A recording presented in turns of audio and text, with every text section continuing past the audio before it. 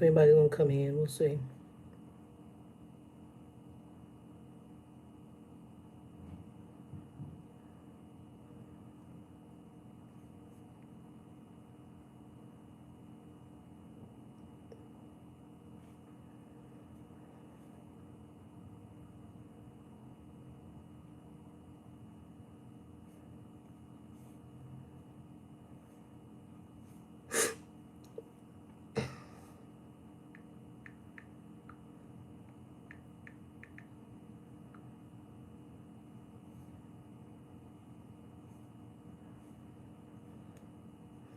AV Griffith, what's up? Give me a minute. I'm trying to get logged in so I can see y'all comments on the other phone. Oh, let me go this way. I may have to go back to the other channel and see it. Hold on. Home. Library. No, switch account. Switch account, switch account, switch account. And let's go here. Right, there we go. Right, there we go. All right, I can see it. Trucker Felicia, how you doing, baby? Hold on, y'all. I'm sorry, I'm missing. V Griffith, what's up, mamas? Chicago BBW, baby girl, what's up? Let me move this over. I'm gonna give it a few more minutes. Maria Bragg, welcome to the channel. I don't think we've talked before. Welcome. Welcome, welcome. I'm gonna let it just a few because I'm late getting in here. I ordered pho and I was waiting for it to come in and I spilled half of it, so I had to amend the salt, the broth, and it's still good, but I was trying to open it up and heat it, and the thing was squishy. Sweating it out for the sauna. All right, V Griffith, I ain't mad at you.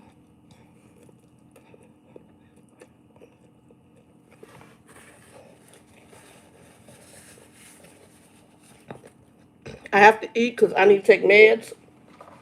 So y'all eating my brunch with me, breakfast and lunch. I work tonight. Talk about everything here in a minute. I'm going to give it a minute for folks to jump in. I haven't taken my meds yet. Today was getting up this morning and processing all the madness from yesterday mentally, spiritually, and emotionally. Catching up on the news to see what all happened. I was live yesterday, but on my Christian channel. Can y'all hear me okay? Let me know if y'all can hear me okay.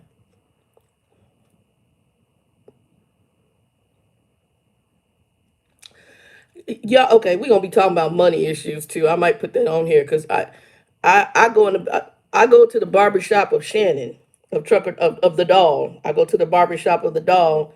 It's in the bathroom, and in a black bag is some clippers. And because I got the old woman receding hairline, I just shave it all down low now. I ain't trying to have the uncle, he got the fro with the little dip in the middle and ain't real about the fact his hair is thin. That ain't me. And y'all, I know I got this cough. One, this is hot, but I've been draining. My sinuses are draining backwards all the time now. Excuse me. Hold on.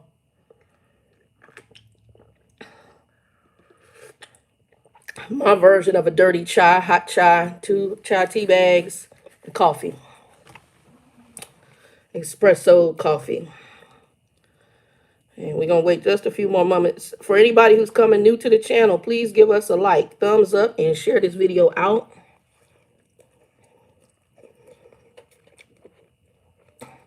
Jonathan Robinson, I don't know if you've been to the channel before, but welcome to the channel, my friend, my brother. Preferably, everything's going all right. Y'all, I'm hungry. We're going to get in here and talk a little bit about everything. I normally don't talk politics on this channel. That may be changing a little bit. Yesterday was madness. Who like pho? Anybody like pho? Pho is a Vietnamese soup. Let me know if you like pho. That is what I'm eating. And I make mine a little spicy, so you're going to hear me sniffle.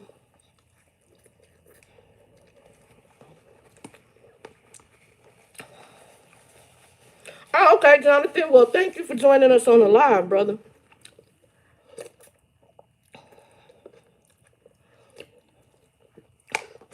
All right. So, and I'll be doing more lives here in the near future this year as God gives me breath. Um, so let's get into it a little bit. Anybody else can join in and go backwards if they want to. Um, so most of y'all, I'm sure y'all heard about the storming of the Capitol. And yesterday I was on my Facebook page. I was doing on my Facebook page. I run mainly my ministry. Let me set this differently, y'all. Let me set this a little differently. Yeah, that's better. So on my Facebook page, I run a ministry channel, Revelation Life Ministries, and I have people actually outside of the country. I got people from Latin countries. I don't see all my numbers there because people join, but I have an external group and I have a private group where you have to be invited by either one of the people who was members or me. So in the internal group, it's about 65 people. But then I know there's more than that because I have people who've joined outside of the US, and I don't those numbers don't tally unless they're part of my, I guess, the friend circle. So they don't normally tally with everybody that's in the group. Okay. So um yesterday I did a video feeling led of the Lord to talk on a subject, talked on that subject. Well, at the end of that, I think it was at the end of the subject, I get a message from one of my Christian sisters who was very close to me, one of my prayer circle, and she says, "Girl, are you?" She said, "This is craziness." And I know what she was talking about because I just got, when I moved in here, and I still got a lot of madness to deal with settling in my apartment. When I moved in here, I just got TV. So mainly what I watch is I watch streaming stuff through YouTube. Stuff like that. I didn't I through my even like my entertainment is Amazon Prime because I'm a Prime member. I've been a Prime member for years. And so back when Prime probably first started, I was a Prime member. So, and I was getting it because I was working at University of Phoenix. So I was getting it at the education discount, which was really cheap. Now I'm paying $100 some every year to do it. But I was a Prime member. So I had not seen um what she was talking about. So when she reached out, I said, "Girl, what are you talking about?" She said, "Girl, they done stormed the Capitol." Now, I'm going to be honest, this was my first response. I started laughing. And that's not to be mean. And I'm going to tell you why. And we're going to this conversation may go spiritual, that we're Christian, and it's also going to have some political aspects to it. So, and I'll read comments afterwards, okay? And if anybody come in, got some of my people in, hopefully you folks will be logical. But if we get any fools in here, some of my admins, y'all know what to do. Kick them right on out. Because we might get fools, because yesterday was foolery. So, and I'll respond to comments here. I'm going to talk, and then I'll go back, and y'all know I'll go back, and I'll look at comments and try to respond. It's not that I'm ignoring you. I just got things on my mind, and I want to get it out. So on my Christian channel, I started getting messages, and one of my good friends here, y'all know Joe is one of my best buddies here. He's my best male friend, and my best female friend, my best friend from high school. Her and her husband are veterans and postal workers. Well, husband's a postal worker, and she works for one of the largest pest control companies in Florida. She like manages their mailroom. So they're both essential workers. And so I haven't even talked to her yet because she hates the person on top. Absolutely hates him. I don't hate him, and I'm gonna get into that too. This is gonna be a very open discussion. And I do this because I've had somebody reach out through the Facebook asking me, was I still gonna do videos on the Doll channel or what was formerly the Trucker Doll channel? And I've changed it to the Doll because I'm changing. I'm 52. I'm no longer driving a truck. This channel is going to be different. So the topics and things that we talk about are going to be based on my life and where I'm at in my life. And people may like it, may love it, may lump it. And if it's not for you, then God bless you. And you go and find some other source of information. I always did this just to kind of vlog, and it kept me, I'm pretty much kind of somewhat of a loner to a degree. My friend circle is small. And as you get older, you will notice your friend circle will probably shrink because we always use that term friend very loosely. A lot of people are just our associates and not our friends. We later in life find out who true friends are when you're going through something, and when you get through something, who's still hanging there. Them folks that is gone and by the wayside, them wasn't your friends, them was just associates. I'm just saying. And life will happen to most all of us. It will happen in some form or fashion. Okay. So I've had big changes. I'm very much dedicated to my Christian side more than ever. I've had my ministry license since I was in my 30s, but I was dealing with other issues that I would not bring into Christendom. I just wouldn't. I'm not going to be a minister sitting in a pulpit with issues and going to force my issues or have drama. I just not who I am. I'm going to deal with my issues between me and God. And if I have to separate myself out, that's what I will do. Because to me, I will never, I don't want to be one of the ministers that's on the news. Well, Sally Sue is having an affair with Joe Bobby and Sue Mama and whoever. That's not going to be me. And I don't, whether that's big news or whether it's just in the church you're in, I just wasn't going to be me. And I saw a lot of stuff. So I needed to separate out.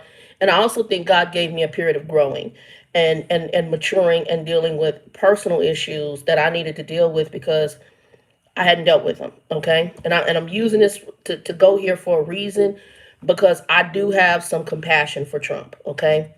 And I know that's going to be hard for some people to take because some people hate that man so, and I'm using man loosely because I think he's a grown male like my father. He's not a man, but I use that term very loosely. Okay. I'm going to give my perspective. Some people gonna like it, some people gonna hate it, some people watch this later. I'm gonna get crazy behind comments from some of his followers who probably go look this up. I already know that. I already know it's social media. And people got the right, but it's also, to me, it's always your free will right to state things. But there are also times when we need to shut some stuff down. And oh boy needs to be shut down. What we saw yesterday was the manifestation of shut him down. And our news media has played into it for ratings, and there's just a whole bunch surrounding this madness. In prefacing this, I want to also say this channel is going to be changing. Content's going to be changing. Some of the things I do is going to be changing. It's not going to be about trucking anymore for me. While I'm working inside of an office in a trucking industry, it is not my focus. And there's aspects of what I do now that really I don't have the driver interaction I would like. So to me, it is a job. Okay. It's a job. It's a means to get me a check and then come home. Now I work from home, which is a beautiful thing, which I like. And occasionally I do get a chance to maybe have an impact on drivers' lives, but I can't with the constraints I have now in my position. I can only spend 5 minutes on the phone with that driver or less, and I got to get them off the phone. So there's not much I can really do for you in 5 minutes other than answer some questions. So bringing anything to the table is not going to be anything that's going to help you. Closing out things in trucking on this channel, I will probably end up setting up something with Trucker Bill to do an interview. That will be kind of one of the closures. And then I may reach out to a friend of mine's brother. His name is Cato, and Cato has bought his own trucks and has his own contracts. He lives here. He was in Colorado. He now lives in Tucson. He moved back here to Arizona and Tucson, and I know his sister from a former church, which is how I know Cato. I actually trained her husband for part of the time. I actually kicked him off my truck because he wouldn't listen. Wendy, what's up, baby? So with that being said, and Wendy, you may have to go back and see what I'm saying to catch up. With that being said, this channel is going to be changing. What I will be doing on this channel, you're going to be seeing me cook now because a lot of folks have said they want to see me cook. I will be cooking. I am doing a barbecue sauce. On my Facebook page, I go by Getting Saucy. That actually is not, people are like, what's that name about? I'm like, it's a barbecue sauce name. So I actually, one of my Christian sisters, she contacted me. She said, I don't know why this is coming up in a dream for me and you've been on my mind. But the Lord is telling me you need to put your eyes and put your focus on that barbecue sauce. I had put it to the side. She had told me that when I came back, there was something that had come up and she told me something. She kind of has a keen, we call it word of knowledge or kind of a prophetic, semi-prophetic gift.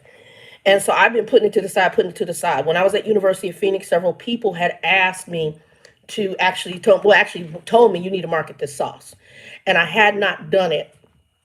So I will be showing you semi how the sauce is made. I'm not going to tell you all my ingredients because then it's not my sauce. It'll be open to anybody who wants to make it.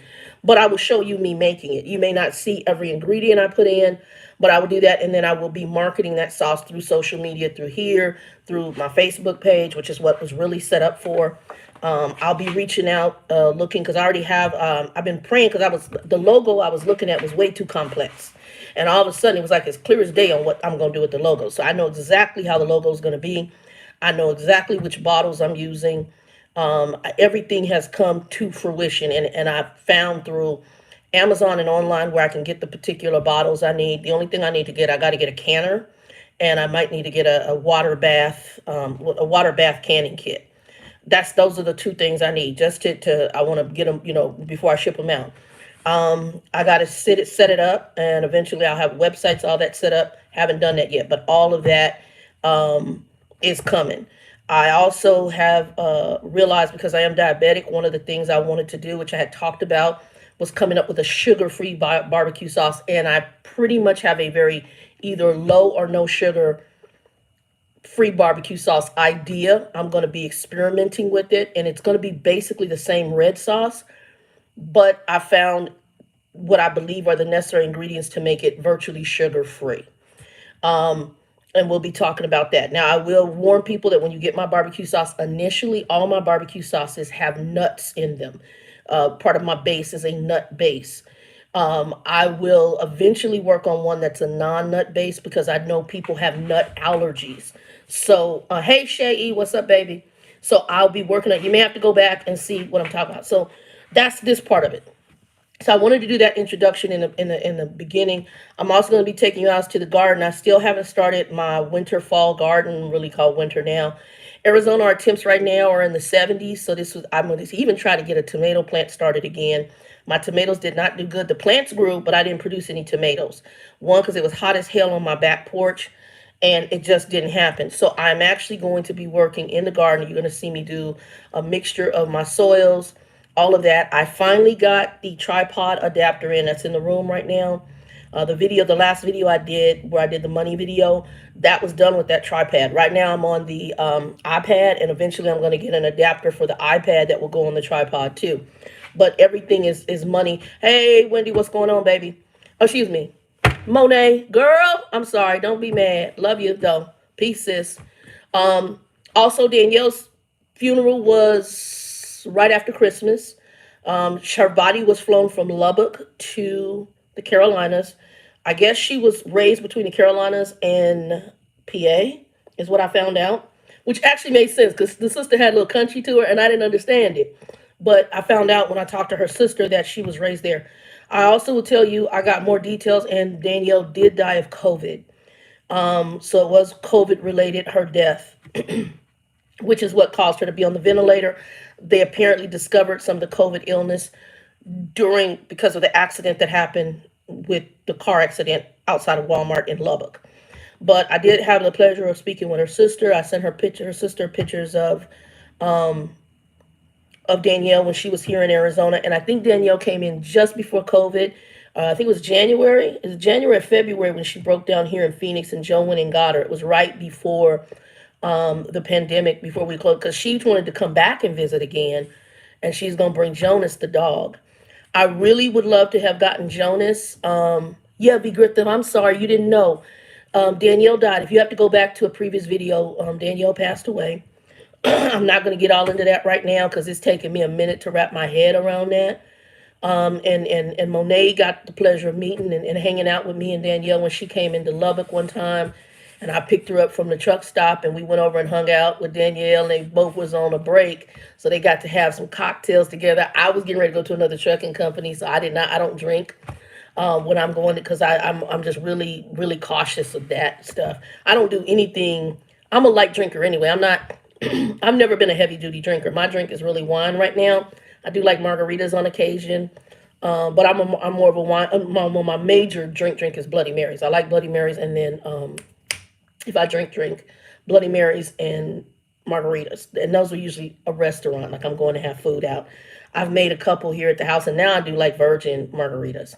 I mean, I do virgin margaritas, but I do virgin Bloody Marys. And I found a way to do it. It's almost like a Mexican, what do they call those doggone thing?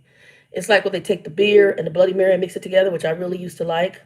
Well, I don't use the beer anymore. For the most part, I use sparkling water and clamato, and then I just season it like a Bloody Mary, and that works for me. No, it's not a colada. It's oh man, I forgot the name of it, but it's where they take, like, you take Modelo Negro, you take Bloody Mary mix, usually clamato, you mix it together, and it's a Mexican drink. You get it out here. I know it's big out here in Arizona. I don't know. I haven't had it in so long. I forgot the name of it.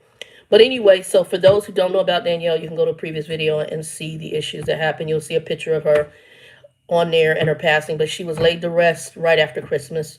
The family flew the body back to the Carolinas, and they had the funeral there. And I think I posted a picture of her obituary front, which I really like, because Danielle was an avid truck driver. She grew up. Her father was a truck driver, and they had the two semis right there. The company she worked for in Lubbock, her sister said they really loved her, and I said, yeah, they talked about it all the time because I worked for the same company, because Danielle referred me in.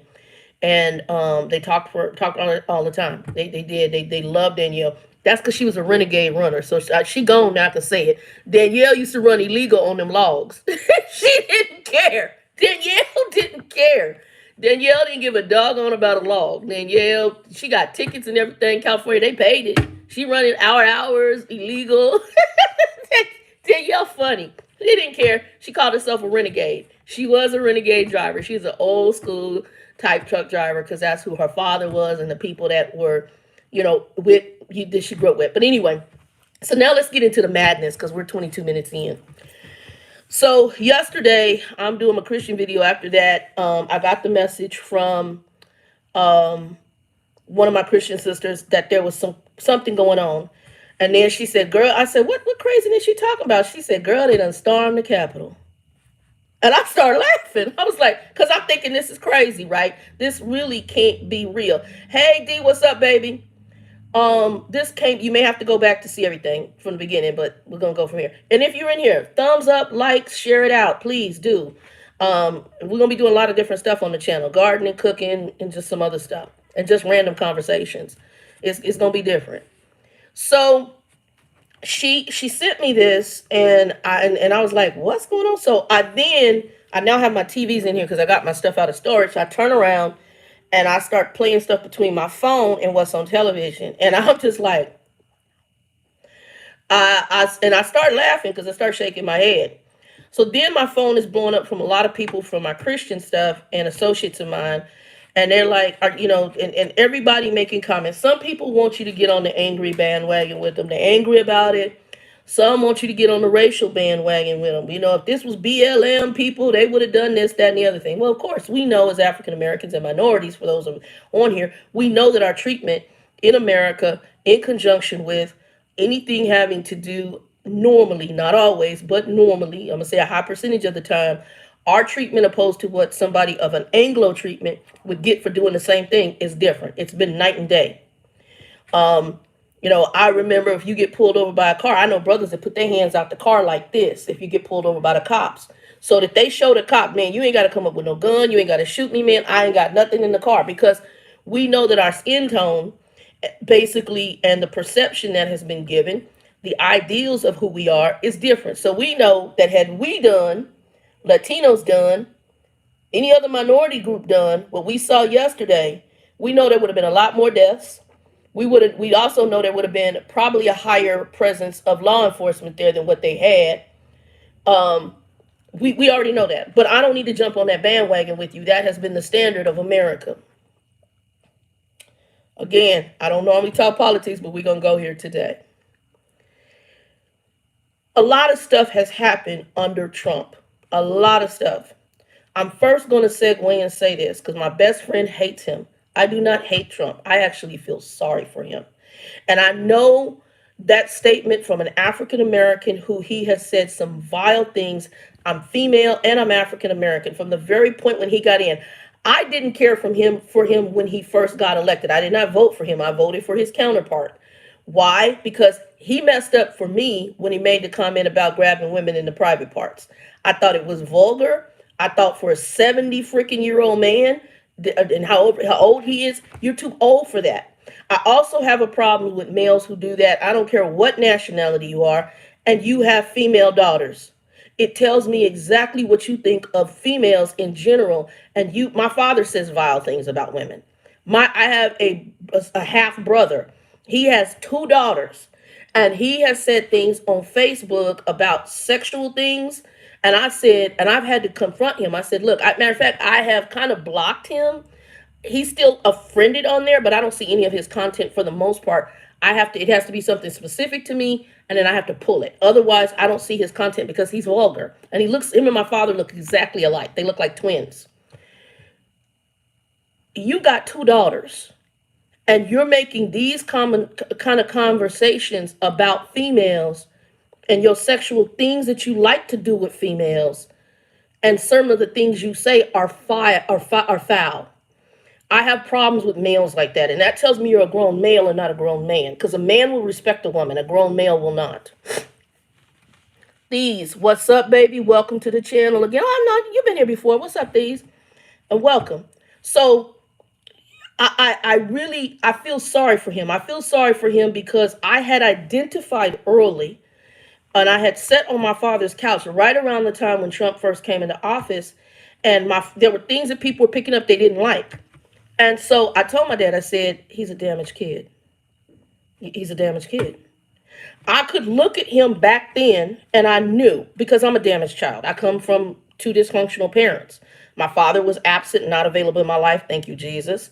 And my mother was just abusive and other issues, just a butthole.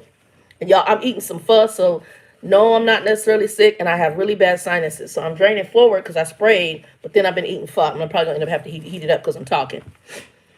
So, pho, Vietnamese soup. I had it delivered, and I put it in that bowl.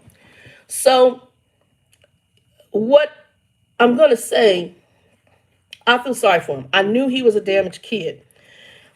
The niece, I think Mary Trump, she put a book out, I think it was in the last year.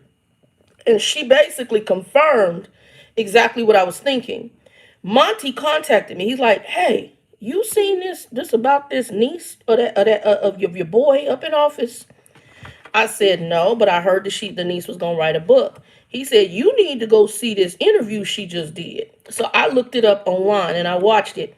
And he was on the phone with another friend, and he told me, he said, my daughter said here right when Trump was in office, and everything that Mary Trump was saying, virtually with the exception, I didn't know all the family dynamics. He said, my daughter sat on this couch and told me, Trump is a damaged kid. He's got something happen in his childhood. And he said, everything this woman is saying, even the description on what she was seeing, Shannon sat on my couch and told me. Okay? I have an insight into things. And one of the ladies from my old church, she says, you have a keen read of people. And I do. And I know it's a gift that I can read folks like that. But I feel sorry for him, and it's because of the dynamics of how he was reared or not reared. We all have to understand that we are raised up into something, and some people's families are highly dysfunctional. We then operate in that dysfunction as if it's normal. And unfortunately, Trump in his mind world, his world is normal. It's about him, because that's when you find out and you listen to the interview with the niece, that's kind of how his father reared him. Anytime you have a family that's damaged, and she talks about her father, which was Trump's brother, I think he was older than Trump, and her father ended up being an alcoholic because of the damages within that family. That is a highly dysfunctional family. Everybody is impacted. The Trump kids are messed up. They're crazy as a box of rocks. Why? Because their daddy's crazy and they've been raised up in dysfunction. They grifters just like their daddy's a grifter. Okay? The man's a grifter. That's what he is. Point blank, period. I don't know how much money he done got out of our government, because he has got money. He's hooked his buddies up with contracts. That postal guy, there's some of the contract he did with something over the healthcare system with another buddy of his who was in real estate out in Florida. There's some background stuff people aren't really watching because you're only seeing the surface level stuff. So if he can't get the money directly, he's found ways around it. The same way he was begging for the money about the wall, and folks donated, some of the racist folks, God forgive me, I'm just going to go here, donated money for the wall, and then they done pulled his buddy off this boat out in the middle of this ocean. Coming to find out, none of that money really went to the wall. That money went in his pocket, and you can bet you Trump and his family got some cuts. Come on now. So the man's a grifter. He's a grifter. He's learned how to work the system. He's learned how to work business to his advantage. And it kills me because I used to watch people and people like, I'm voting for him because he's not a politician. He's a businessman. No, absolutely. He's a politician. I am 52 years old. I got into business when I was in high school, my senior year. I was pulled in. The mayor of Tempe's wife voted me, or recruited a group of females, I happen to be one of them, into a business program to help us prepare that either we could work through college, or if we didn't finish college, we had entry into making a living. And it has been a blessing to me. That was one of the blessings of my life. But I've been working in business since I was 16 years old. I worked for government agencies and other business orientations, or business orientations, business industries. What I will tell you, from the age of 16 to the age of I'm 52, business is politics. And I've been middle management, I've been entry. It is all politics, and it can be dirty.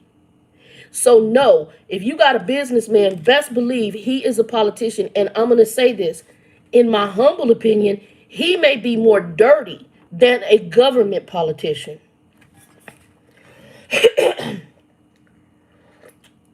The tactics that Trump uses, that if you got to be on his bandwagon, you got to support him, that is a straight business middle and upper management thing. If you don't get behind the agenda, excuse me, y'all, of the business politicians in your business, then you will be ostracized. I've had it happen where I wouldn't support the butthole in the company, and they ended up getting rid of me. I'm keeping it real. They did it in a roundabout way, but it's like you're not fitting the thing, because I'm not going to support crazy behind who's crazy. And if you don't, they call it towing the line. Cops do it all the time. You toe the blue line. They do it in business as well. And so for Trump, even if he's crazy, because he's in charge, you got to toe the line, which is what's happening with some of the people who are in politics who have been supporting his craze. Okay? Now, with that being said, also you have to understand that deals are made in business. So I'm going to support your craze. If you give me this, I'll give you that. In sexual harassment, it's called quid pro quo. This for that. Well, this for that is still the same thing in business. I'm going to support you and I'm going to back you, even if I don't believe in what you say. A, because I want to keep my position. B, you might promise me a better position. C, if you got any dirt on me, you won't release it. So there's a bunch going on in the background of this. Now, again, I don't normally talk politics, but we're going to go here today. We have seen a mishmash of drama since this brother got in office. And I am Christian, 100%. The Bible tells us as Christians that God places kings. What that means, he puts leadership in the positions they have, all the way back to Pharaoh and all these leaders in different parts of the world. From the belief system we have, he does it for a reason. And he orchestrates certain things through those individuals. There are things that Trump did that I'm in agreement with, especially over in Israel. There are other things Trump did, and quite a few, that I'm not in agreement with. The Bible uses a saying, I take the dumb things to confound or confuse the wise. That's a biblical stand from God, okay? That's what we believe. And I sat back and I'm looking at Trump and I'm watching this and I'm going, Lord, I don't understand why this brother. I don't understand why this dude. I mean, I know you place kings, Lord. Please break it down for me. What came in my spirit was this. I gave you guys you. And I'm going to explain that in a minute. I gave you you. And he also gave us a foreshadowing of what we consider in the Bible the Antichrist. That's what Trump was. He's a great foreshadowing. Because we saw the behavior of man. That was a good example yesterday. And exactly how people are going to be when we get this world leader on the stage that's going to promise everything and peace and everything's going to be great. And people, you guys take this mark, as we believe, and you follow along. And there's going to be people that are going to follow hook, line, and sinker. Okay? Yesterday was a good example. Like I told you, this is going to be a different conversation, y'all. When I got the messages from people and responses, one of my good friends, he's like, I don't see how this is spiritual, Shannon. Because I told him this is spiritual. All you can do is pray. This is all spiritual, man. You can pray. It's spiritual. See, when we see each other, we see flesh and blood human beings. We see us, the faces. We don't see the spirits behind us. Biblical principle says there are spirits and principalities in this world that we think we're fighting against one another, but there's spirits behind us that are pushing buttons. And we don't realize sometimes how we're being manipulated. Oh boy. And all them fools that went up into that Capitol.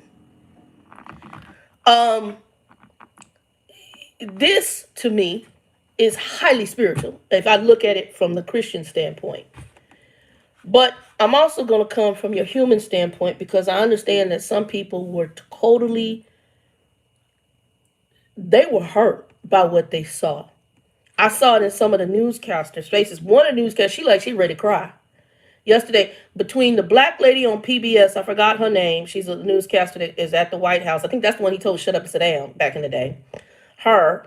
And then this other white newscaster lady, both of them looked like they were ready to cry. Matter of fact, the white newscaster lady, I think she saw the killing of the woman that got killed during this.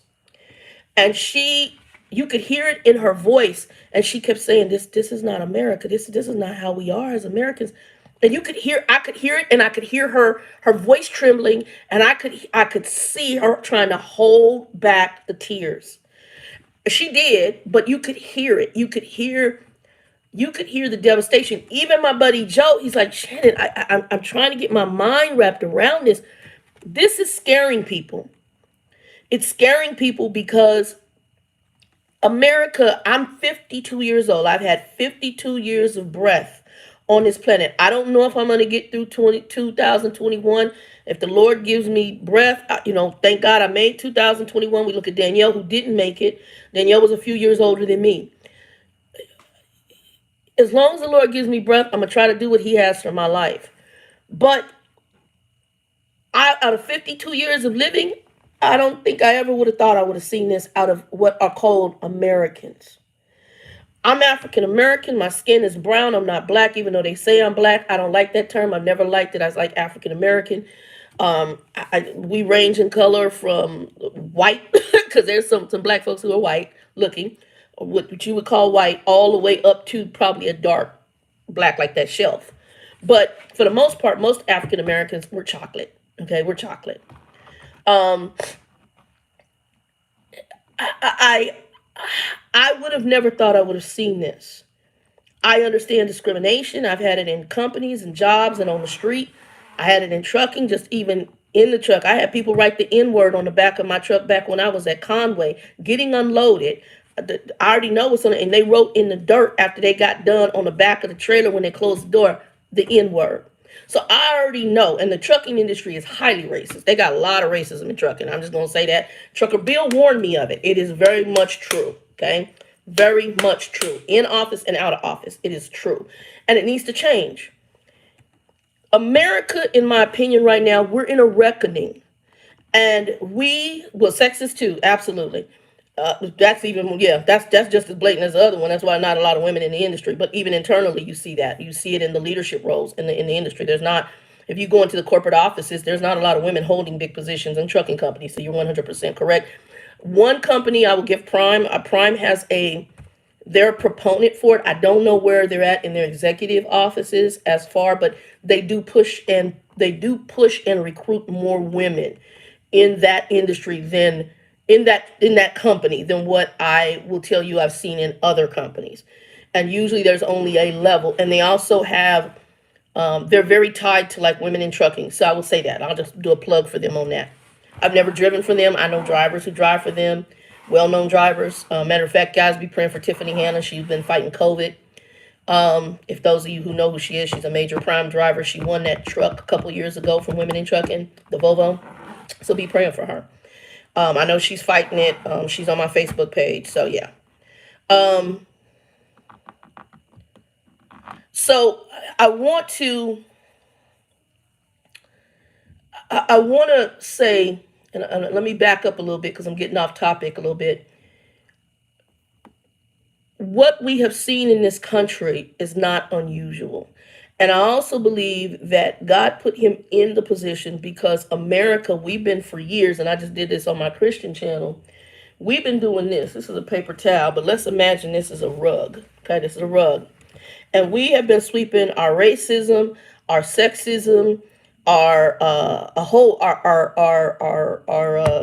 classism. We've been sweeping that all under the carpet, and we've been treating people the same way, and we've been getting away with the same drama. The police was getting away with beating and killing folks and doing all sorts of craziness. And I'm not saying all police, but there is a high proponent of them who were doing stuff against certain groups, ethnic groups, minority groups, and even class. They were doing it. What we saw yesterday, we saw the disproportionate treatment between, we know if that would have been some black folks, some Latino folks, or any other minority group, child, by there would have been a lot more deaths.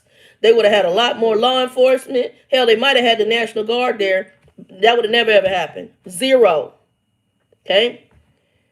But Anglo folks can be hanging off the side of the wall, go up in and bust windows, put their feet up on the desk of senators and House representatives. And how many arrests did we really see? Matter of fact, a lot of folks was let go. Just go on, leave. Child, black folks would have been locked the hell up. Mexican folks, y'all would have been locked the hell up. Beat, killed, shot. We all know that because that's the nature of our country. What Trump did, while I think somewhat deplorable, I think it's a plus too. You can only sweep dirt under a carpet so long. You can only have a wound that has all that dirt in it before gangrene sets in. And what that boy did with his behaviors and his time in office, he took the rug and he said, whoop. He ripped the Band-Aid off. He took the rug, he ripped it up, and now we see exposed the nastiness, dirtiness, and truth of underbelly of our country. Bible has a saying, and it's also a saying, I think Abraham Lincoln used it as well, but it is a biblical saying. A house divided against itself cannot stand. And what he did was he showed us the divisiveness and division within our country. So much so that he boiled to the surface these fringe groups. A lot of them have discriminatory issues in them. It's not even about, it's about money for them. It's about, in some cases, I'm Anglo and I want to feel better than. I want to be better than you. And they have a bully child, because that to me, he's a grown child. And they're a bunch of children following a grown child. That was the other thing that I sensed. This man is a grown little boy. He never developed, and I'll use man loosely because he's a grown adult. He never developed into a man. And in America right now, we have a lot of grown children, people who have not, while they might be 20, 30, 40, 70 years old. I got a father, him and Trump, and I say it. I call Trump his brother. They remind me of twins, even though one is black and the other is white. Him and Trump are so much alike in their narcissism, their self-centeredness. I'm going to do it my way, cut nose off to spite face, and my father lies a lot. All that to make yourself see more than what you are. That's why I think I understand Trump so well. I got a biological father that's just like him. They're like twins. I said, I don't know if it's in this video or in a Christian video, I feel like my biological father's running the country, and my father can't run a household. So let alone, he shouldn't be running the damn country. 100. Keeping it 100. Trump is a grown little boy. My biological father is a grown little boy. Both are narcissistic. They think that their male prowess is between their legs and their ego getting stroked. And he needs it fed. It's how he was reared or not reared. He was made by his father to seem like he was a center of attention. He's gotten away with stuff all his life. And that's what he's done now. We see grown political figures that backed him to get agendas and manipulated him and puppeteered him to get things done. While I am Christian, I tell you, I disassociate myself from the evangelicals. The evangelicals who politically aligned themselves with him and made deals with him to get certain legislation, laws, and judges passed, deplorable. And they don't even put that's God's business, because it wasn't. It was you doing some Pharisee, Sadducee stuff. All this stuff came to a culmination, and we saw in our country the underbelly of the fringe groups that worship this individual. What I saw was wow. And when you looked at some of the people, you're not looking at, and I don't mean to be this in a belittling way, you're not looking at the most intelligent of our society. You're looking at somebody who's sitting out in the middle of a field, or may not even have a home, may be at a certain economic level. And I don't think economic levels, because I'm not rich by any means. I'm restarting everything. But economic level does not dictate your intelligence. But I do know that certain people at certain economic levels, there might be quite a few of them that aren't running in the best intelligence spectrum. What did Trump tell you? I like I like the poorly educated, because you'll follow me over a cliff. Here in my home state of Arizona, when he was talking about that drug that didn't work, and I laughed because when he first talked about that drug, I forgot what it was, that hydrochloroquine or whatever it was, and he was telling these people, and I laughed because my thing was how he was promoting it to me. It was being promoted for one or two reasons. One, you probably have stock options on it. Two, you giving people the air mask in the plane. So let me help y'all real quick with that example. If a plane is going down, if you don't know this, and there's issues with the plane, how is the air mask going to save you if the plane going to crash? It's not. The air mask is given to calm your behind down so you can sit down, and they might have a chance to save the folks in the plane, but it relaxes you before you die. I've been on oxygen before. Oxygen does this. You put it on your face, next thing you know, it makes you relax, sleepy. Oxygen is a gas. It has some impact, and it relaxes the person. It also gets your focus off the fact the plane is crashing. Hydrochloroquine was the air mask in the plane. They had no proof that that was even going to save anybody. But here comes the air mask coming down. Here comes the air mask coming down. What we saw yesterday was deplorable. We're a country that, even though we are so divided, even though we may see things differently, for my 52 years of life up until now, the last 4 years, I got friends of mine who are Mormon. I got good friends. I've had some very good friends. Theologically, we don't agree. But I respect their religion. There are some things about their religion I respect. I respect them. I love them. We might not agree. I have some major issues with their thought process theologically. I got associates of mine who are Jehovah's Witnesses. Don't agree. They may be friends or associates. I don't agree. But do I all of a sudden go and burn Capitol buildings and kick up flags and do all this foolishness? This is America. The thing that has made us great is that we can agree to not agree. But that's not what this guy pulled back. I want it my way. We got, and I don't know how many of y'all know the story of Willy Wonka and the Chocolate Factory, the original movie with Gene Wilder. If y'all go back, I like it. It's a fun movie. One of my favorites. There's a little girl in there, a character called Veruca Salt. She wants it her way. I want it my way, Daddy. I want it now. That's old boy. It was all about him, all about he wants, and anybody who jumped on board with him. They like the bully. But you have to understand, you draw what you are. He a grown child. So how many other grown children did he draw? He drew people who were taking freaking fish pills of hydrochloroquine. Here in my state of Arizona. The husband's dead. The wife, I don't even know if the wife's still alive. They took a poisonous version of hydrochloroquine because it came from him, because of his position. And I guess they dumb as hell. I don't know. You got people that when he talked about ingesting the bleach, they blew up the phones on the poison hotline. Some people were drinking it and some were asking about it. How do you not have enough common sense to not know? This tells you the mindset of people. And I used to say, and Wendy remembers this, we all have a measure. And I realized there's a measure of intelligence, there's a measure of common sense, and not everybody has it. There's a measure of education. There is no way in hell somebody can tell me to go down in that cabinet. I got bleach in here. I got a lot of bleach. I got bleach enough to last me for a year or longer in my bedroom. But I got bleach under the cabinet. I wash my dishes with bleach. I got bleach under that cabinet. Ain't nowhere I'm pouring a cup of bleach and drinking it. I'm not. Common sense tells me that.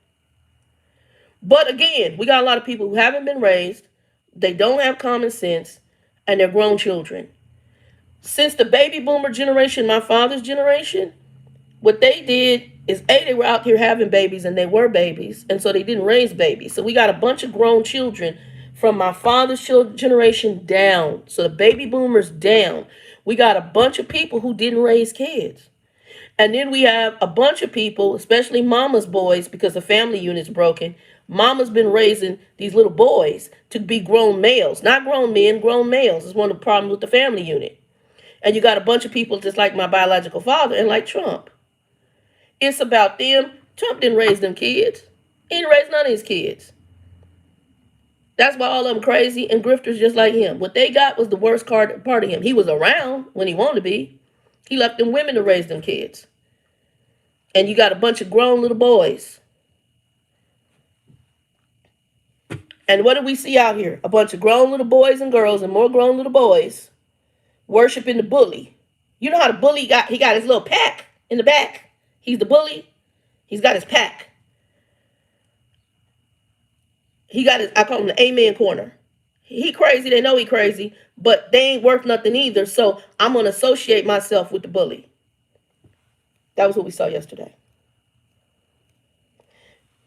And that's not only a result of him, it's a result of him. It's a result also of all the people who are in political offices who allowed the cray-cray to continue for 4 years without addressing it and without not putting it in check. But all this had to happen. Everything has had to happen. There are things that have come in a spiritual, prophetic manner from a biblical standpoint. All that had to happen. This is all lining up to something more. But I'm also on here because I want you guys to try to be somewhat encouraged. And as I tell you at the end of every video, I will say from here going forward, make sure your spiritual and mental and emotional house and physical house is in order. Because I sense that there are some more things coming in the near future. What Trump unleashed, even with this new president administration coming in, it's going to take years, if at all, to fix this. I don't know that this is going to get fixed. Again, a house divided against itself can't stand. What we saw yesterday, it showed the world and our enemies exactly how the hell they can come in here and kick our tail.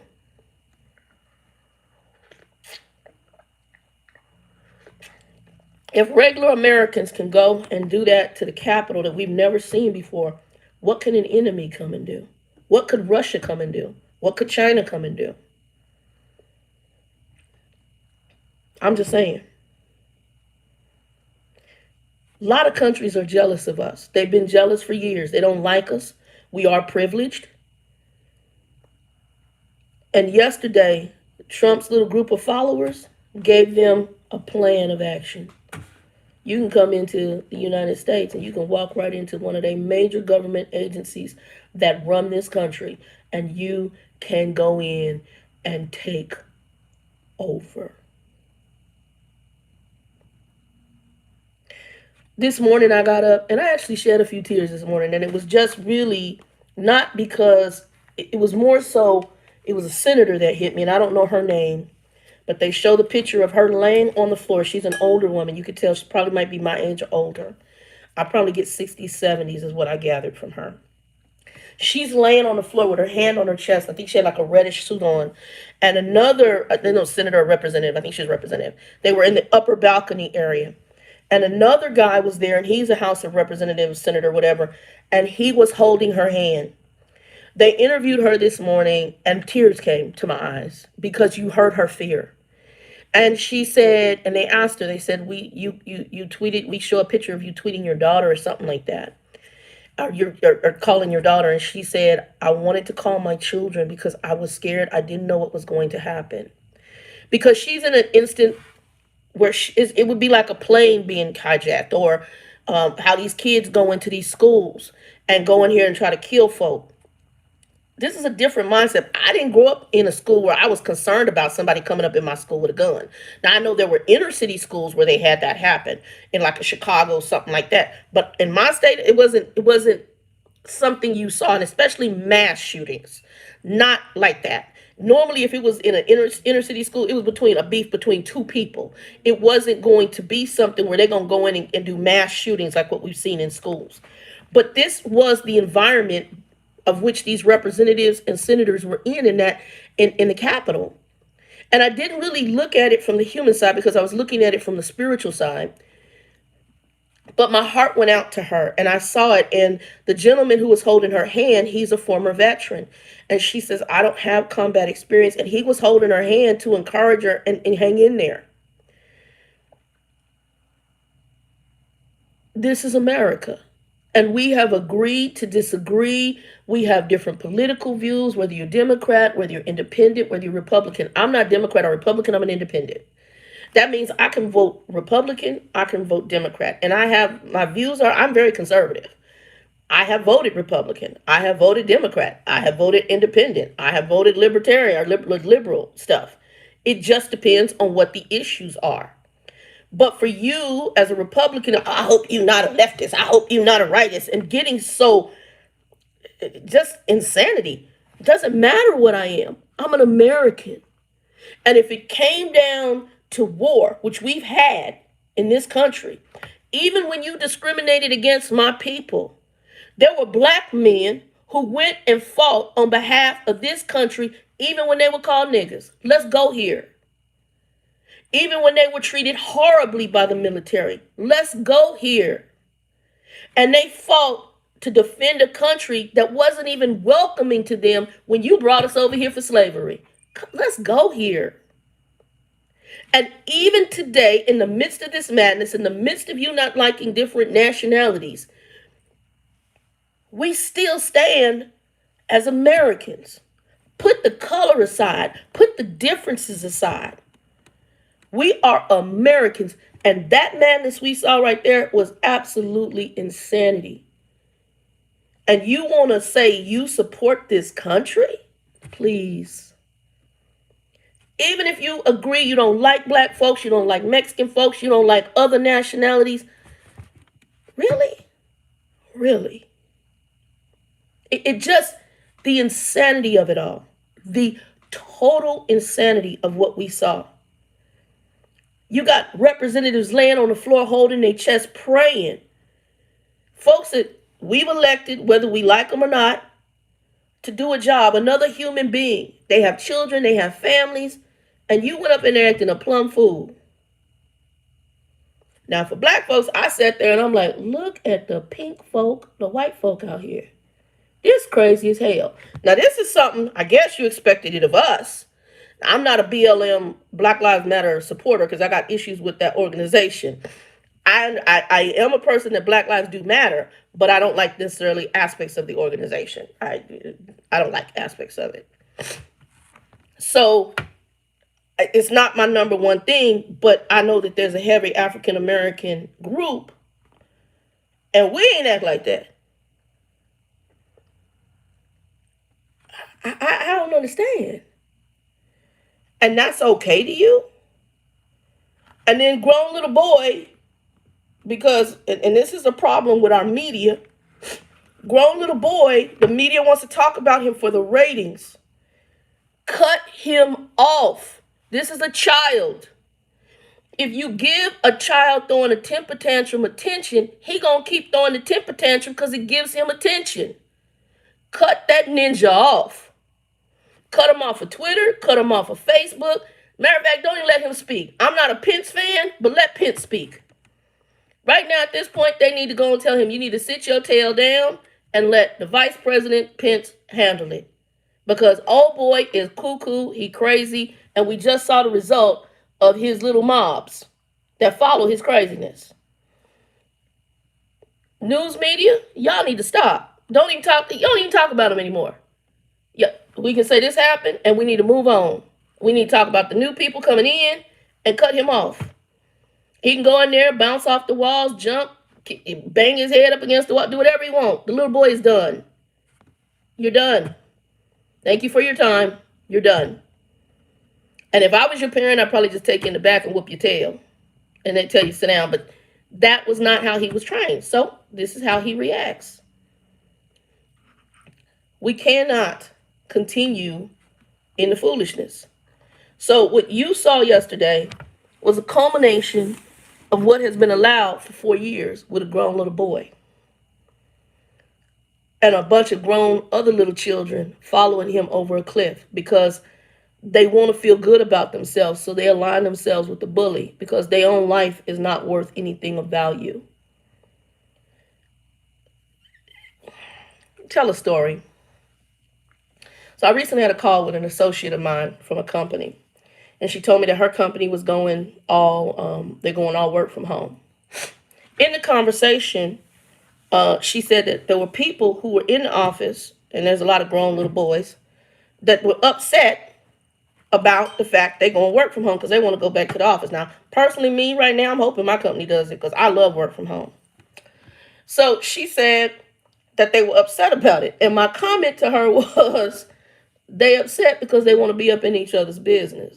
They like little girls. And I don't mean to be this rude, but how a lot of males say that women gossip and all that other stuff, they need a life. So there's a lot of people who their life, they don't have one in their home, in their personal life. So they make their corporate life their life. Okay? I had a mother who was a workaholic. She didn't want to deal with her home. That's why I was the one taking care of the house all the time. She would rather be at a job working. We need working overtime. She'd work all the time. Even if we didn't need the money, she was working. Even when she was married and there was more than two incomes coming in.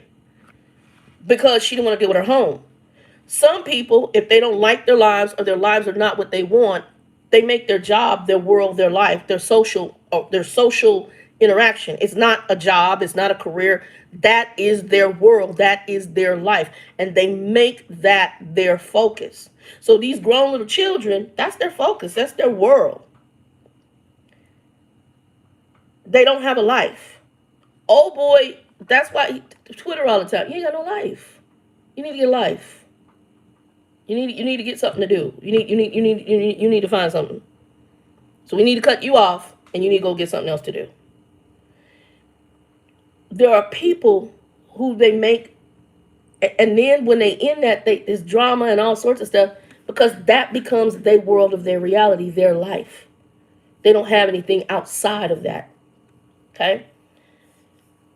What we saw yesterday was deplorable. And I know that some of you, my heart went out to that representative this morning when she was talking about calling her kids. And that's when I shed some tears because I heard it. I heard her heart. And you heard the heart of her because a lot of people, like when I was listening to the newscaster, and I could hear, she was holding back tears. This is not and you could hear it was like, you trying to put your mind like, this is not America. Oh no, baby. This is America. Old boy ripped the rug back. You seeing what African Americans and Latinos have seen for a long time. We've known. Then you got that Proud Boy guy. I was looking at him. I told one of them, I said, girl, that boy like here, brother, is he black? Because he dark. Child, the dude is Cuban. And I guess there's some Cubans, not offensive to Cubans, who don't see themselves as Latino. You see yourself as white. What the hell's wrong with you? He's Cuban. The head of the Proud Boys is Cuban. I was like, shut the front door.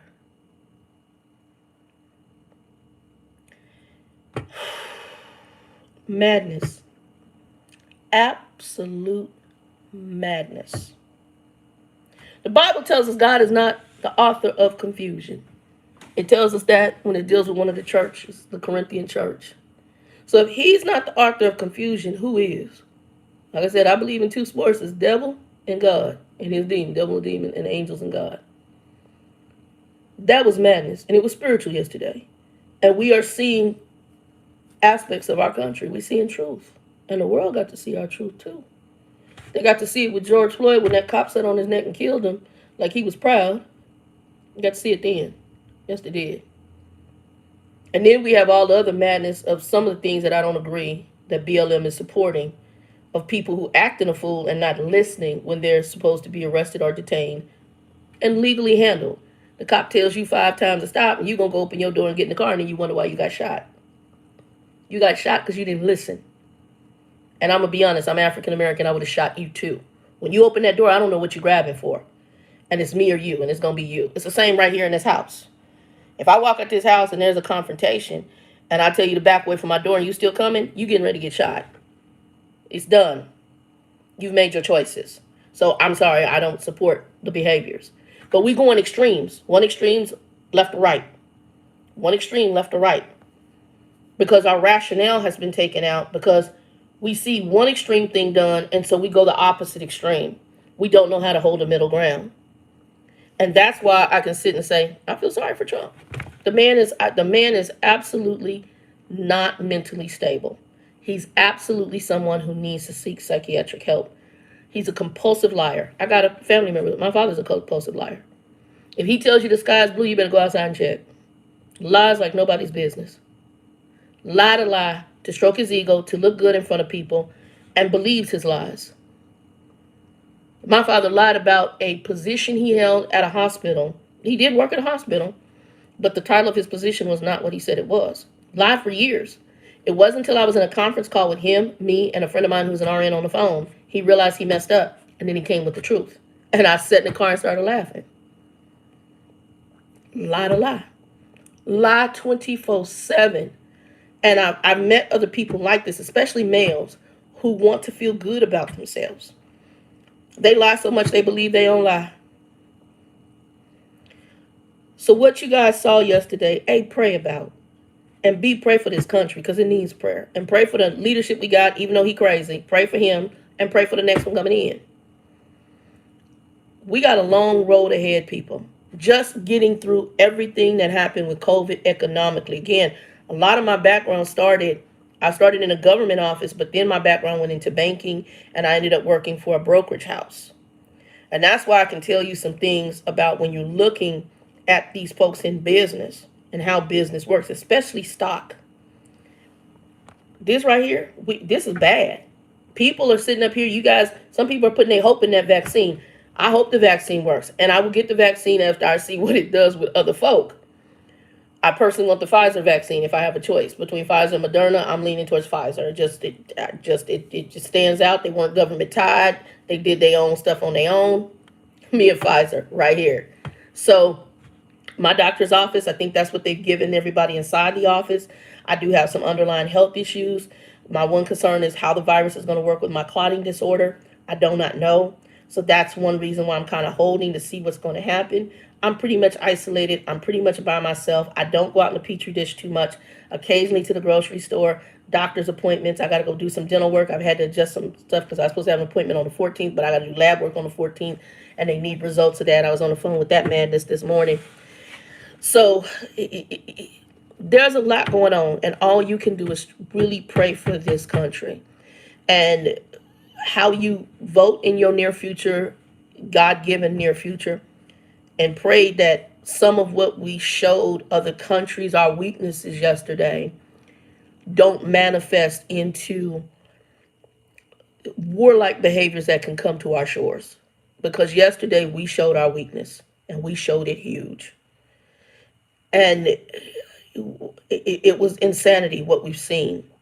But this has been building, it's been taunted, and what gets me is some of the senators and House of Representatives who supported his foolishness and even voted yesterday for his continued foolishness, to continue aligning with him, knowing his foolishness based on power and money and greed, and probably even covering up some of their stuff that he knows about them, that he got through some of his overseas contacts and whatever dirt he's holding on him. If you don't know, even in the evangelical group, what's that boy's name? Falwell? The Trump administration knew about Falwell's indiscretions with him and his wife and all that sexual stuff they had going on. They helped cover that for quite some time. Okay? Deals. So you have to understand, there's stuff behind the scenes folks ain't talking about. They know. And if I can tell you, hey, I know about this, but you know what? If you support me, I'm just going to cover that up for you. I'm going to help you out. In desperation, people will do a lot of stuff to cover their sins and not be seen. And eventually you can cover it for so long, but it might leak through somebody else. A lot of people who support him, they may be supporting for multiple reasons. He might have dirt on him, so therefore they're supporting him due to the blackmail so that he don't release stuff on them, because that's who he is. That's the nature of the beast. You have to know what you're dealing with, and some people are pissed off, but you don't know what the other things. Now, yeah, Senator so-and-so might have had indiscretions, and old boy got information on him, so Senator so-and-so is going to go ahead and support him, even though he don't agree, because Senator so-and-so don't want his sins to come out to the forefront. We don't know all of the caveats of what's going on behind the scenes. We just know it's foul. Bible says you'll know a tree by the fruit that it bears. We know that the tree is foul. We know that the fruit is foul. So therefore the tree is foul.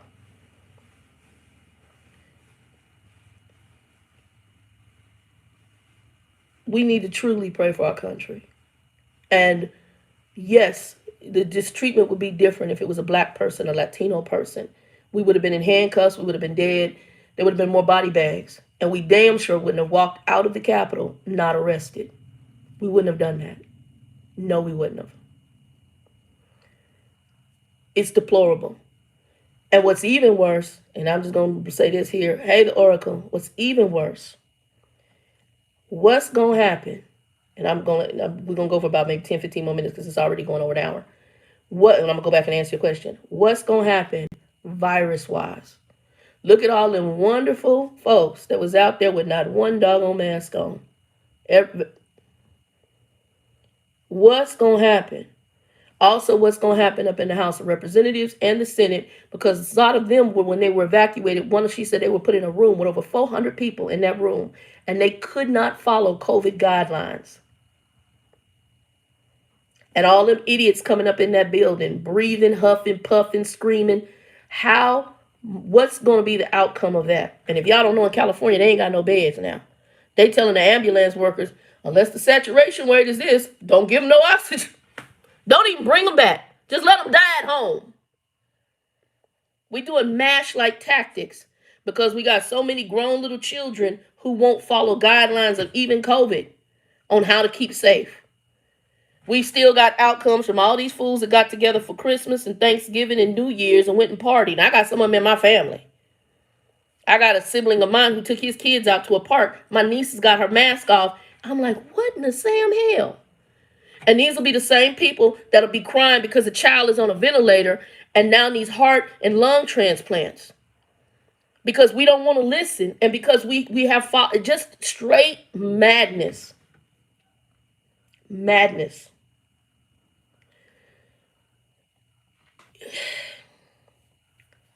We got a lot more coming. We're not done with COVID. COVID's going to be, everybody, I'm happy to get out of 2020. Child, bye. You better get to, Lord, what lessons was I supposed to get in 2020? Because 2020 taught some lessons. You better have food supply. You better have toilet supply. You better have everything you need, because in case something else happened, if you didn't learn anything, which I learned from my grandparents, that's why I wasn't as bad off as other folks. I had food. I even had some basic staples. I'm more prepped now than I have been, and I might show that on this channel. Because right now, if I look to my right, I got an entire industrial shelf full of food. Hold on, I'm going to do this. Y'all see that back there, that shelf? Back there? From the floor to the from the top to the bottom is food, cans. And I got another one in the room that's empty because I'm actually going to be moving some of this in the back. I got 16 cases of water in this house. I got portable jugs that I can fill up in case of emergency out of the tub. That's to wash my behind and my face. So I'm kind of gotten to an urban prepper. I always used to have stuff, but I'm going back to mentality of my grandparents. My grandmother, when you went into the closet in one of her bathrooms, there was a closet in like a secondary bathroom they had built onto this little house they had. From the floor to the ceiling was toilet paper. And I think she had a few paper towels in there too, mainly toilet paper. She was a Depression era kid. When I tell you about the money game I'm doing right now, I'm going back to some fundamental things of my grandparents. because it worked. My grandfather's house was paid off. Houses were paid off because he had several properties. I inherited one of them. All paid off. Okay. My grandmother and her and Monty's mom and his and that stepdaddy, never call him stepdaddy. Sorry, stepfather he had, that house was the houses, because they had two houses on the property, were paid off. My grandmother had money all around that house in case of an emergency. A lot of us during the pandemic, we didn't have that. My father had no food in his house. I can tell you that right now. If they would have shut down grocery stores, he would have been out. He might have had beans for a couple of days. And a lot of us, like I ordered my pho. I do like pho. And I'm actually going to be teaching myself how to make this. That's one of the things we're going to learn together. I want to make my own pho because I like pho. You can eat pho for breakfast. It's a Vietnamese thing. We ordering out and spending big money. This today, just to order that pho and I have a sandwich in there for later. That was $23. That's with the tip and the delivery. The pho is now $11. It used to be a $5 to $6 bowl of pho. It's now $11. The banh mi sandwich, typically $5. They're charging $6. Some places charging $7. Okay. When you go in the grocery store and you look at your canned goods, the cost of what you're getting now is not the same. I looked at the Progresso cans, they look smaller. You go get some ice cream and look at them containers. Them containers have changed. We not getting the same bang for our buck and stuff is high as hell. We're getting ready to go into hyperinflation. So you better make sure your food is right. And if anything should teach you from 2020, go look at the number of Americans that are surrounding in their cars. And I'm talking Lexus and Rolls Royce and, I'm not Rolls Royce, but Mercedes and BMWs. Inline, nice cars. These people own businesses and were six-figure salaries and now don't have a dang income. Their businesses shuttered. Their jobs are gone due to COVID. And because they probably ate out a lot, like a lot of Americans, and you getting the pizza and everything else and you not cooking like my sorry behind father. And now you ain't got no food in your house. So you sitting in the line of the food bank. And I'm not judging that. You got to do what you want. I've used the food bank in the past. I had some people here and I was like, okay, I can support me, but I can't support two people. I went to the food bank and got some extra stuff in the house. Ain't no shame in my game. You got to do what you got to do. It was to help out me as well as the two people that were visiting me or staying here, trying to transition back here to Arizona. I went and picked up food boxes for other people. You don't never know what life is going to deal with you. So if you walking or you have income right now, y'all better start walking in wisdom. And that's going to be some of what I'm going to deal with in this channel. Is we're going to talk about some sustainability by growing vegetables and stuff out your backyard. I want to be able to go out in my backyard now and go out here and pick me some lettuce if I want, a tomato, some onions, some carrots, some squash, some herbs. I don't want to pay the store for that. I'm getting ready to start making my own doggone, what's it called? Vanilla extract. I'm going to make my own vanilla extract, almond extract. I'm making it all. I'm going to show y'all how to do it. I done research how to do that. I'll be doing that on this channel.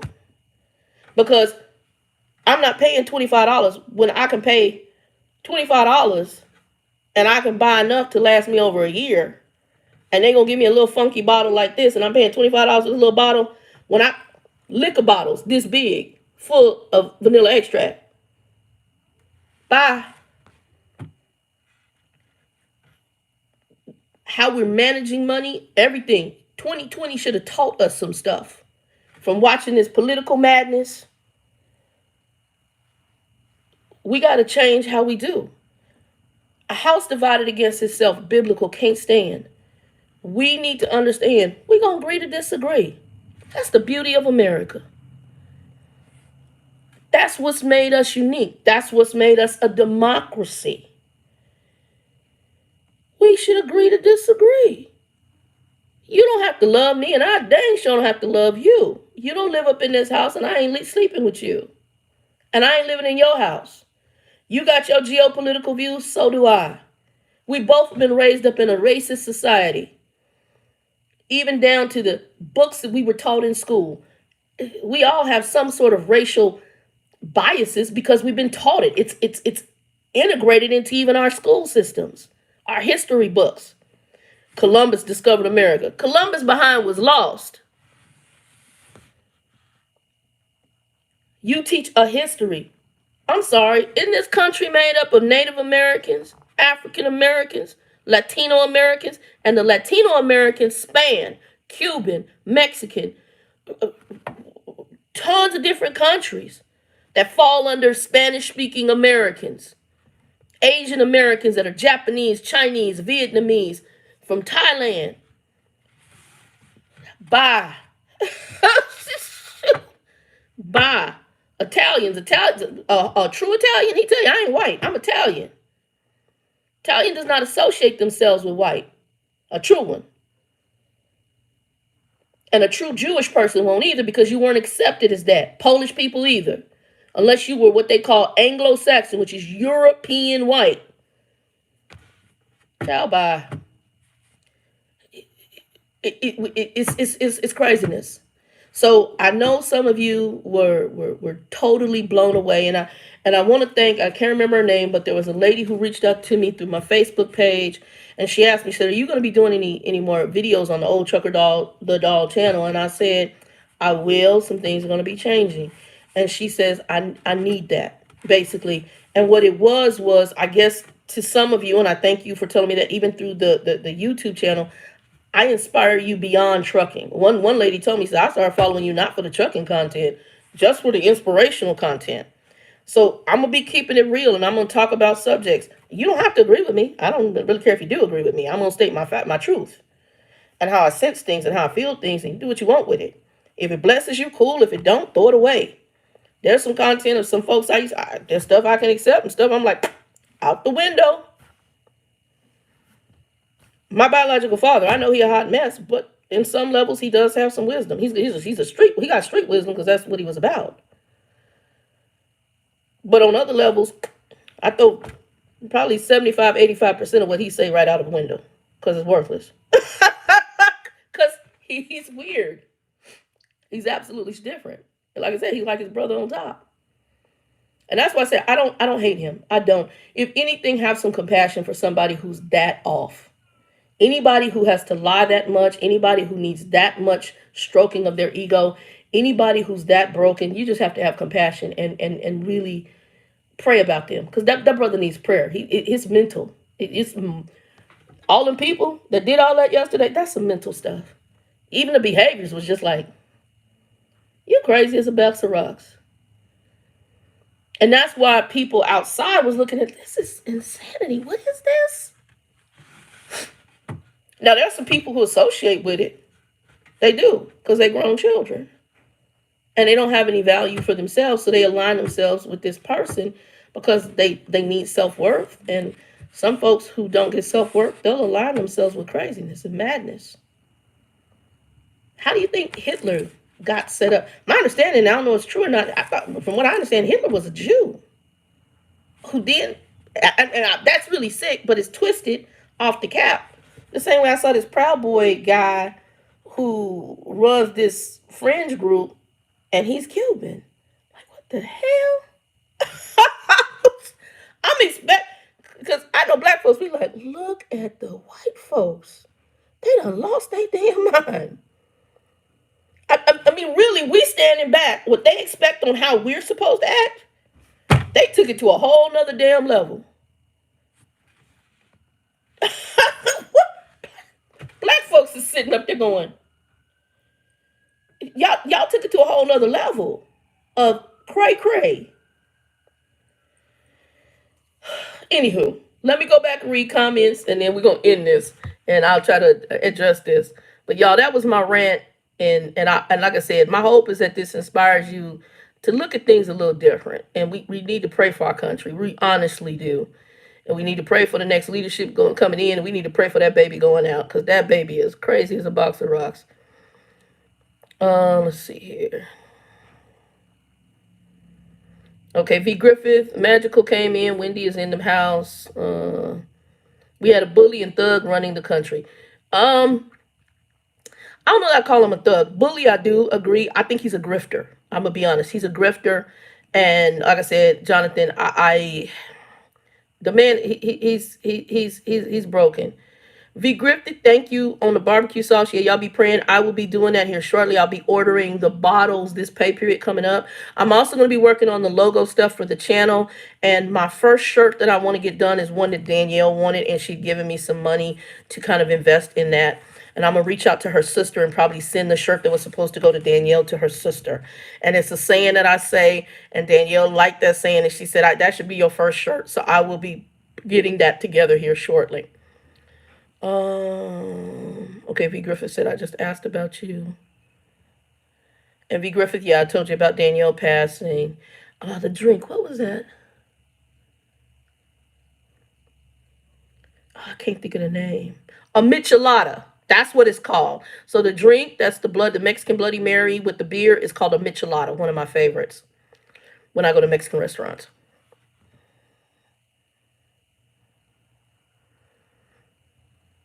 That's because why we need to live life, because it's short. Yes, and live it and make sure you're spiritually in order.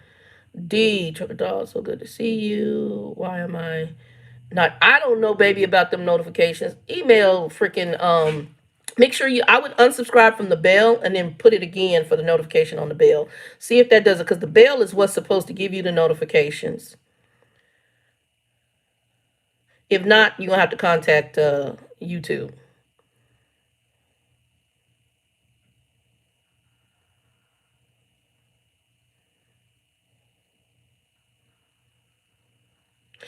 I know that here in Arizona, when the black guys will put their hands out the car, because I've seen it, they put their hands out the car like, or put your hands on your steering wheel. Yeah, yeah. No. D, you said you funny.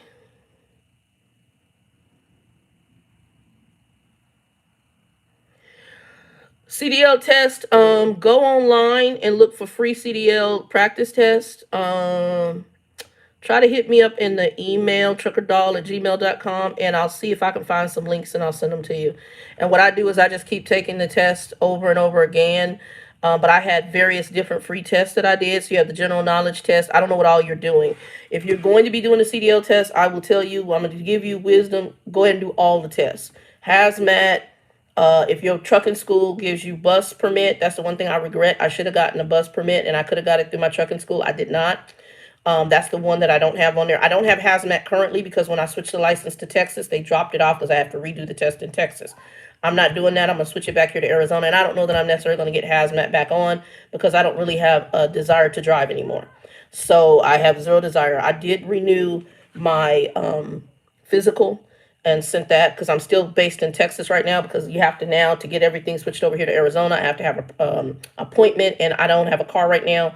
That's what I'm working on. I'm working on getting a car. I'm trying to save between $2,500 and $5,000 to get me a vehicle. I want either a truck or a cargo van. If I get the cargo van, I'm going to build that out to where if I decide to drive up in the mountains, I can actually sleep in my van. And just have it like like these guys are doing van life. I want to have it like that. Or if I have a truck, then I could either, if I decide later on to buy a camper, I could do that. But I like trucks because I can also haul stuff. Camper van, you can haul stuff too. Like right now, there's some things I want. Hey, Dexter, what's going on? There's some things that I want house-wise that I have to pay if the apartment, because like I have a little fenced-in patio back here. I would like to get some corrugated roofing material and actually put it up on some of the fencing, especially between me and this neighbor over here. And then I just kind of dress out the back patio. I expect to be here for a couple of years, getting finances and stuff in order. And then if my money is ever right, Lord willing, and I'm still breathing, I'm gonna buy a piece of property again. I would like a small house here in the historical district. If I'm still working, if I'm at a point where I can retire, then I'm gonna be up in the mountains somewhere. I want like a homestead.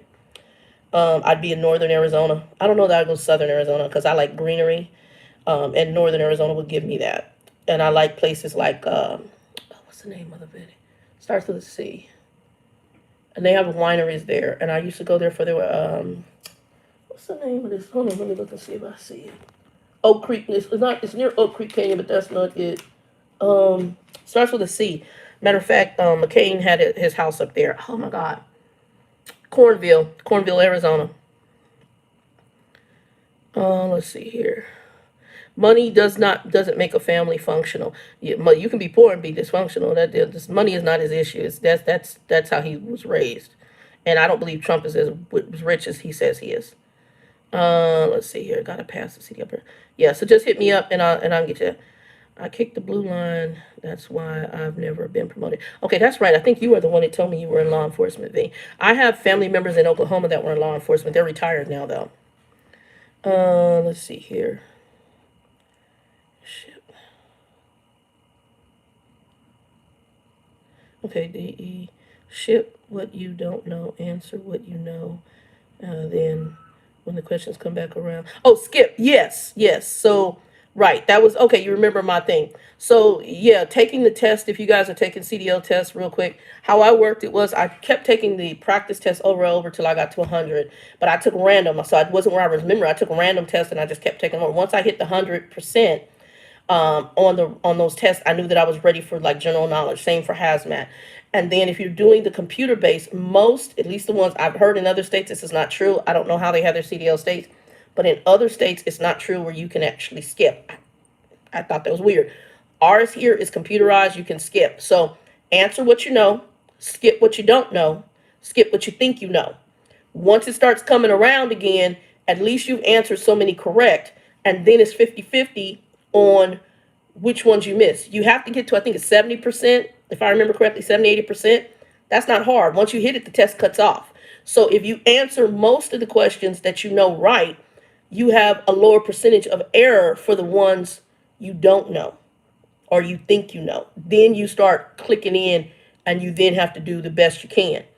You have that method worked for me, and that's how I passed all of my tests. And it was an African guy. He was one of our Ethiopian guys who was at my school.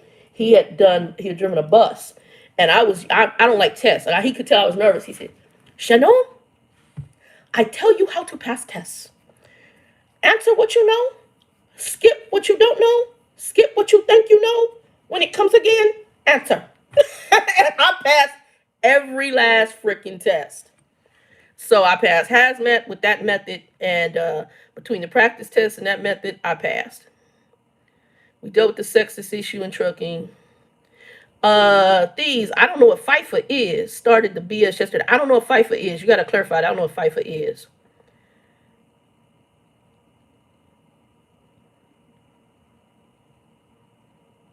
Okay, so somebody has a COVID thing that helps during the flu-like symptoms of COVID. There's similar people who are BSing in Portland, Oregon. This very moment. Yeah, the thing, this thing was all over the country, and it was something that he called for in a roundabout way. So weak people follow bully. Well, like I said, it's my mother's a bully. Often bullies are very most bullies that you have, they have their own insecurities. They're insecure. Usually they're damaged kids themselves.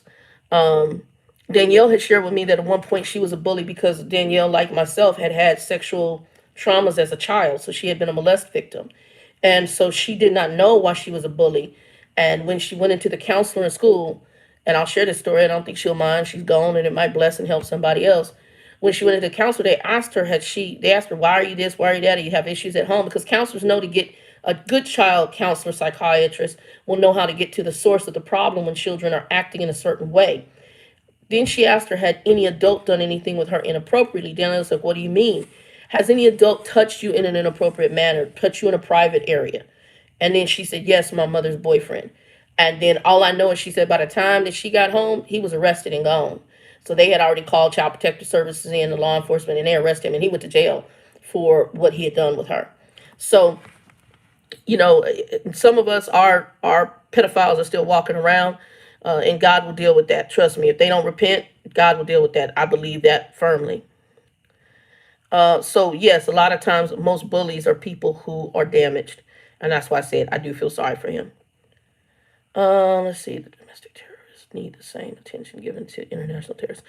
Correct, V. Griffith. I do agree with that. Well, I just agree that everybody who stormed that house, that is it's an offense, and I believe that there are legal ramifications for that, and you should go to jail.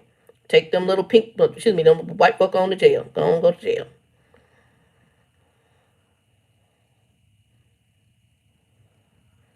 With Chopper Sapper, thank you, baby.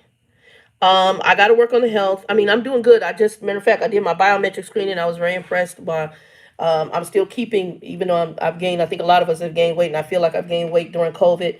But I'm keeping my numbers down, which I was really shocked on my diabetes, and my numbers are still within. My numbers are better than my father's, and my father's skinny, and I'm fat, and he's like in the hundreds, 400, 300, 200s. Me, I'm like mine are like 80, 90. So that was one, and I think it's 6.1 or something like that for the what do they call it when you do your check diabetes, and A1C was like 6.1, 6 point, and mine are even lower than Joe. And Joe's family, he's got several, and him and his brother, they just always look at me in amazement because I'm so fat and my numbers are better. But I do watch sugars more. I don't consume a lot. And I'm not gonna tell you I don't consume sugar stuff because I do like sweet stuff. But my craving for sweet stuff is not like my father's. It's like crack. Now my problem is salt. That is mine. Salt and sour stuff. Oh my! I can sit and eat lemons with salt. Matter of fact, I've gone through almost a bag from Costco of lemons over the past 2 weeks. Just I can do salt and tahini and a lemon and sit there and eat it. Just that's my weakness. A good pickle, I can eat pickles like nobody's business. And pickles actually can be good for you because they actually clean you out. But the saline or the salt is not good. The salt is not good. Hold on, let me keep going. Let's see here. So with Choppy Sapa, thank you for the love. Child and domestic abuse and murder on the rise since stay-at-home order. Well, yes, we knew that was going to go up, and it was funny. I was watching. There's a lady. Some of y'all probably know her, Tabitha Brown, and her husband's a cop out in California. He basically said it, but we all knew that was going to happen. And the thing is that that's not. It's not. It's been going on. It's just now the child is home more for the pedophile to have access to. And we need to pray for them because we got a lot of females, and I'm not saying females don't molest children, but not for the most part, it's males. We got a lot of females who have males in their household who they know. We have a precious moment. That's the kind of mother I had. She knew my stepfather was a perv. But you know it, and your child is there, and you trying to keep a ninja. Child, bye, let him go. I remember, and it's not only black, it's Anglo, it's Mexican, all of them. Here in Arizona, I remember years ago, there was a lady, when before I went back on the road, this white lady, her child was killed by her boyfriend. They had come, CPS, which is Child Protective Services, which is horrible in most states. They had gone out, and they had several complaints. My best friend's father was a CPS worker, and he talked about how CPS was horrible, and he worked for him. He's deceased now. And he told us about one where they had went out several times, and when he went back, finally the parent took an iron that you iron clothes with, and burnt the bottom of the child's feet. They finally took the child. I have a friend of mine who took care of special needs kids, and it was a family, and I won't say what culture. They were not Anglo, and the mom, the child was born normal. When my friend got the child, it was quadriplegic. Okay, because of the damages that were allowed to happen to this child.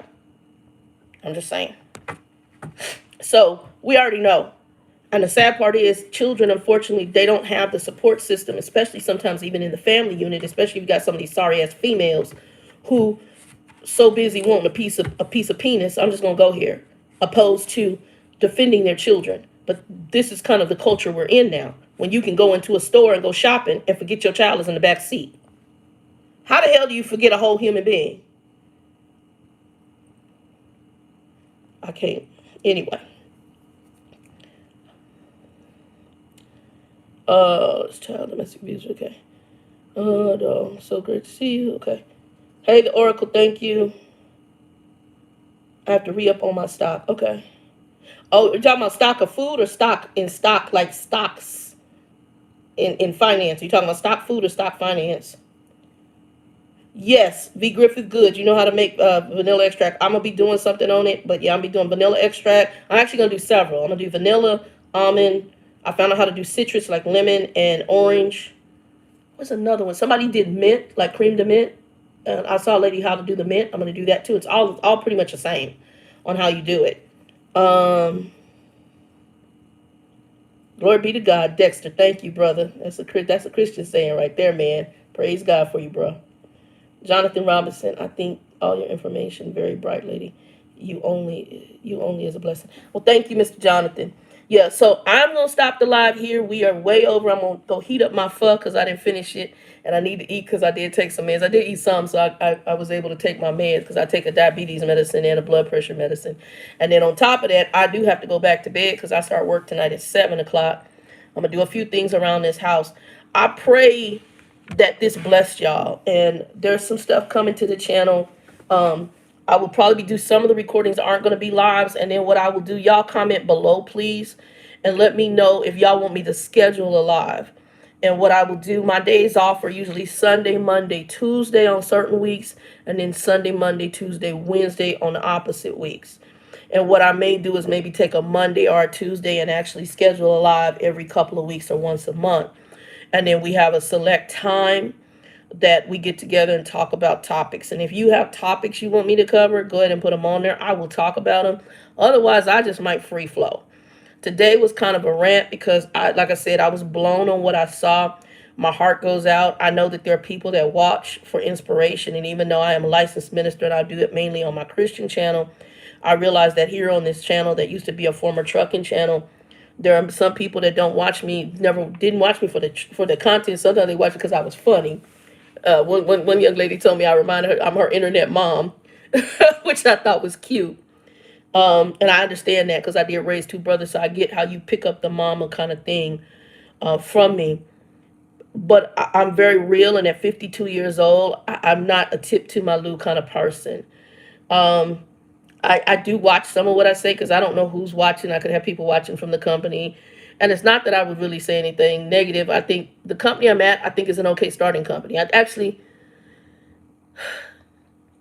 I'm going to say this. I think them and the other company that I'm formerly associated with that I drove for, Prime,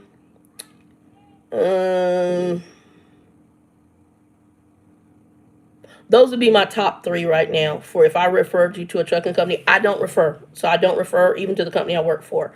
And I know there's somebody on here that works for my company. Do not mention any of that. I don't refer people to my company. I don't refer for, I actually always tell you to call Heidi Hart. And the reason I do that is because Heidi can ask you questions and she can position you for companies that may be more for you.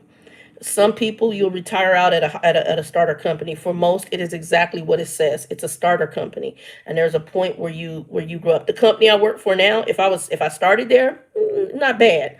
Could I drive for them now? No, not because they're a bad company. It's because of the type of driver I am. And it's also because of what I want in a truck. I don't want to work for a company where your truck is cutting off because you putting these little idle limitations on me. I don't want to do that. I don't want to work for a company where I got to sit and work necessarily go through a fuel routing solution. I don't want to do that. Now, I think it's good for starters. I think it's good to have those because it teaches you stuff about the industry. But once you become mature in trucking, I don't want to be confined by that. There are certain things I don't want to be confined for by. I also want a trucking company that if I have to work as a company driver, where I have where the truck idles and I can be comfortable because to me that's part of me sleeping. I don't want to worry about all the other little idiosyncrasies, and I don't want to be calling you asking you permission to do this and that. To me, once you have the maturity as a driver, and you, I mean, that's when you have a CDL in your wallet. It's for you to make decisions. I'm not going to ask your permission. I got to make decisions. And that's some things I learned from Bill. But again, Bill is a driver who's over 40 plus years in the industry, from the military out. No accidents. Let me rephrase. I don't know if he's had any incidents, but no accidents to where he's ever, his CDL has been lost. He actually, minor incidences, he had a chain pop up and, lost a job that way. He accidentally, as he got older, bumped one of the trucks at one of his companies with his own vehicle when parking overnight, and that they termed him. That's just minor stuff that can happen. Crap happens. But never where he rolled a truck, never where he was in a major accident. So I'm talking to somebody with 40 plus years, doubles, triples, oil field background, bus system. He worked bus back when he was married in Texas. He's worked all over the country, driven Canada. He still drives Canada right now for Ashley. Bill's experience is vast. So that's the kind of mature drivers I jack with. So I take that advice and I know freedom. And I know that in most starter companies, I'm not going to have that freedom. Now, there's drivers that I know in those starter companies that have been there 17, 20 years. Some of their top drivers, top trainers. and they like the companies. You find your fit, and trucking is finding your fit. So, but I will not be referring, because people have been reaching out to me on that level. I will refer you to Heidi Hart and let her help you, because she's a truck driver placement person. She's also a former fleet manager for Conway. The lady knows trucking. Her daddy was a trucker. I've had the pleasure of talking to Heidi, got a personal cell phone number. I will refer you to her, and then her company can help you get a driving job. So if you guys have any questions on that level, understand that's what I'll do. And as I get the channel set back up, I'll probably have that referral information below. But yeah, let me know what you guys want to talk about. Let me know if you want me to do lives and schedule them. And we can schedule them. Like I said, probably a Monday or a Tuesday is what's going to be the better day for me to schedule them. This is actually my work day. And if it wasn't for this incident, I wouldn't have really done this. Anyway, y'all, we are at 105 minutes. Guys, I want you to be blessed. Please, if you watch this later, give us a like, give us a thumbs up, share it out, let people know about the channel. We're going to continue to try to grow the channel, and it is taking a different form. The barbecue sauce, once it's available, I'll let you guys know. You'll see me make it. You'll see me do some of the bottling of it. And then I'll let you know cost shipping and then wherever, because we're going to get it. I may initially limit one to household as I'm building the supply of sauces. Because I want people to be able, I don't want people buying 5 of them and then somebody, other people can't try it. Once I get a good supply, I don't care how many you buy. But yeah, so we'll do that. And I have more than one sauce. We want to start with the red sauce first. And I have different versions. I have a spicy version, a mild version, and then I'm gonna have a sugar-free version. And then I'll get one that doesn't have nuts in it. I'll have to experiment with that a little bit, because mine in my base, I have a base that is a nut base. So we'll talk about that. Micheline, baby, you're gonna have to go back and watch it. I love you. Peace. We're out because it's ending. But go back and watch everything. You guys have a blessed day. I know you just caught a live, but I'm exiting. So I love you. Peace.